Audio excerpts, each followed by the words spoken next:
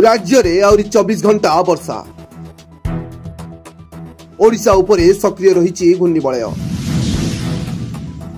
दक्षिण बांग्लादेश एवं संलग्नवर्ती गांगेय पश्चिमबंग उपरे घूर्णिबलय सक्रिय रही।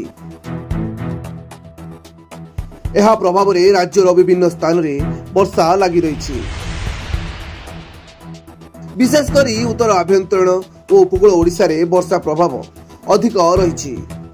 आज अनेक स्थान में हालुकारु मध्यम धरणर वर्षा सह किछि स्थान में प्रबल वर्षा हो पारे बोली पाणीपाग विभाग पूर्वानुमान करिछि। एथिपाई 15 जिला को येलो अलर्ट जारी करा जाइछि।